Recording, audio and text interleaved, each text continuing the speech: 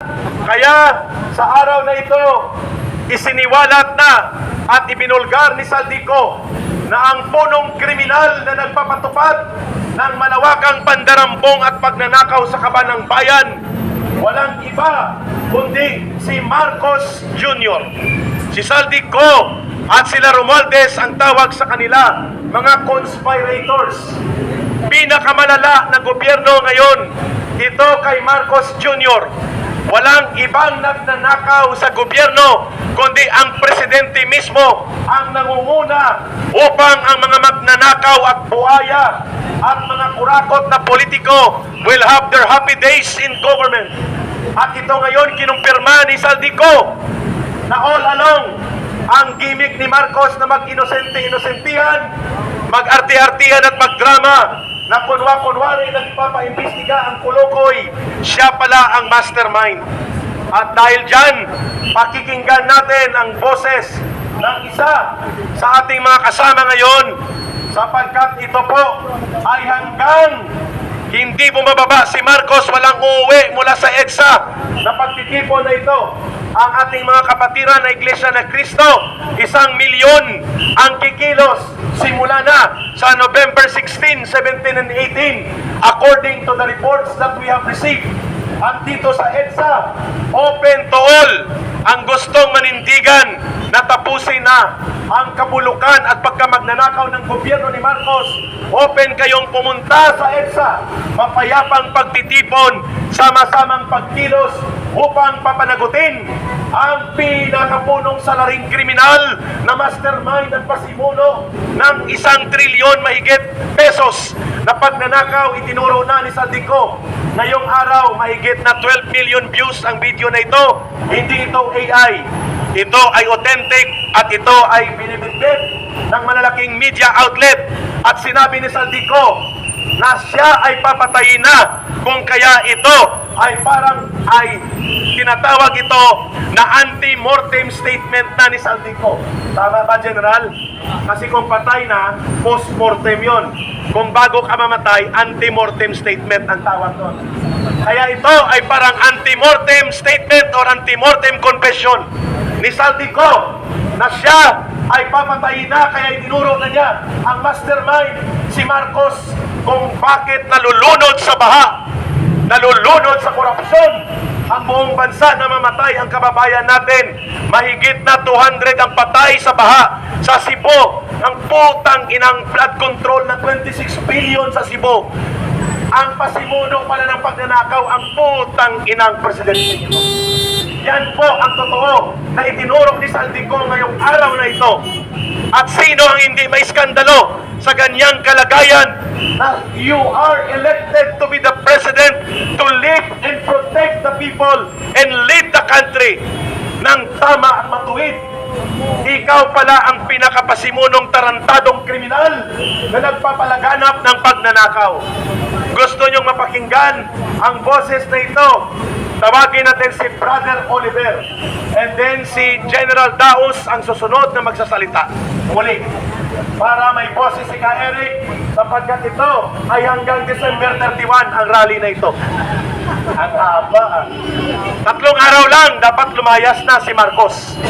Yan ang taning ng taong bayan sa kanya. Brother Oliver.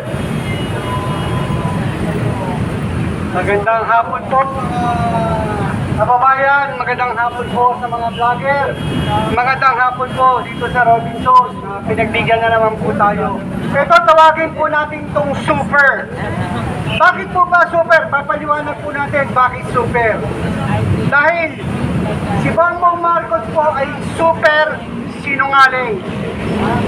Super ang korupsyon. Super ang kalokohan at kasinungalingan na ginagawa niya sa mamamayang Pilipino. Ano po ba ang ginagawa natin ngayon?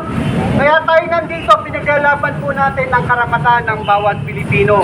Pinaparating po natin sa kanila na ang gobyerno ay walang karapatan dahil sila po ay mga magnanakaw. Ngayon, ngayong araw na ito, nagsimula po kami upang iparating sa mamamayang Pilipino na si Congressman Saldico ay nagsalita na. Ipinahiwatig niya na ang katotohanan. Sinabi niya na po kung sino nag-uutos. Sinabi niya na po kung ganong kalaki. Super duper 100 billion ang dapat nakawin sa gobyerno. Ano ang mga nangyari po na kalamidad na pinakita ng Panginoon sa atin? Super baha! Maraming taong namatay sa iba't ibang lugar. Super! Ang kasinungalingan niya, sinasabi niya na padaanin muna natin ang bagyo. Bakit? Patay na yung mga Pilipino bago niya tulungan. Nagbigay ng tulong. 5,000, 10,000. Saan makakarating po ba yung 5,000, 10,000? Makakabili po ba ng hollow blocks, simento, buhangin, yero? Hindi po, wala pong mararating yan. Kaya, nandito po tayo nananawagan sa mga mamamayang Pilipino, lalo na sa mga mahihirap, na ngayon ay super hirap na po. At sila naman, ang mga buhaya, super na mga buhaya, na ngayon, ang sarap ng mga kinakain, nasa ibang bansa. Nasa na po ngayon, Sekretary Punuan? Nakatakas na! Oh. Paano po nakaalis yan? Kung sinasabi po ni Pangulong BBM na meron ng makukulong. Number 1 na makukulong. Sekretary Punuan, bakit wala siya rito? Nakatakas na. Ibig sabihin, pinatakas na. Yun ang katotohanan. Tayo, mga nagsasabi ng katotohanan, kinakasuhan. Yung mismong super na magnanakaw, hindi raw makasuhan kasi wala raw ebidensya. Naniniwala po ba kayo dyan? Hindi! Dahil super sinungaling si Pangulong BBM. Yan ang pinakita ng Panginoon sa atin. Nagsimula po siya ng kasinungalingan ng 5.5 na flood control. Ano ginawa ng Diyos? Ilang pangalawang araw, bumagyo, bumaha. Ngayon, lahat po ng bagyong dumarating, super! Tama po ba? Oo. Bakit po pinapakita ng Panginoon Diyos? Pinaparamdam ng Diyos sa Kanya. Pinagbigyan na kita. Inupo na kita. Dapat pinakita mo na ang mga Marcos ay hindi magnanakaw. Pero ano ang ginawa mo? Ginawa na ng tatay mo at ngayon ginagawa mo pa rin. Kaya yan ang magpapatunay. Diyos na rin ang nagpakita na ang mga pamilyang Marcos talaga. Simula sa tatay hanggang sa anak, dadanasin yan hanggang sa apo. Yan po ang katotohanan, kaya tinatawag po natin ng super. Lahat po ng super nandito na. Lahat. Dinanas na po natin ang 20 pesos na bigas. Nasa na po ngayon? Budol! Nakalimutan na. Puro putol ang nangyari sa atin. Binutol na tayo sa simula.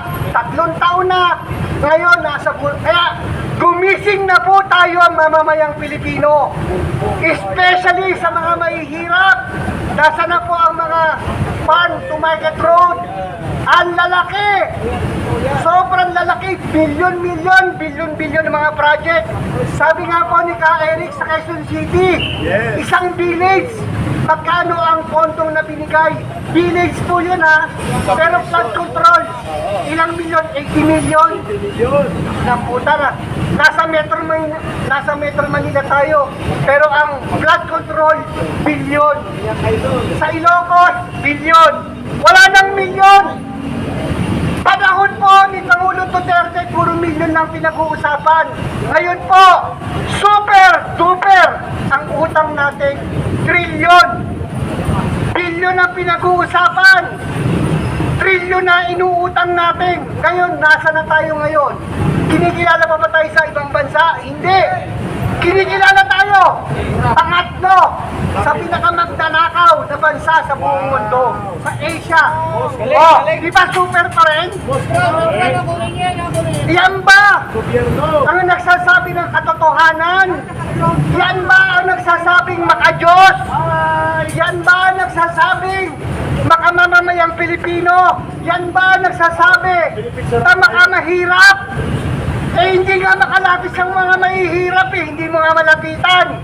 Oh, yan ba ang nagsasabi natin na sa ang karapatan ng bawat Pilipino ipakita po natin November 16, 17, 18, magsama-sama po tayo at ipakita po natin sa mundo na meron pang natitirang prinsipyo ang mga Pilipino, meron pang natitirang dignidad. Hindi katulad ng mga taong gobyerno, puro pagnanakaw. Super magnanakaw.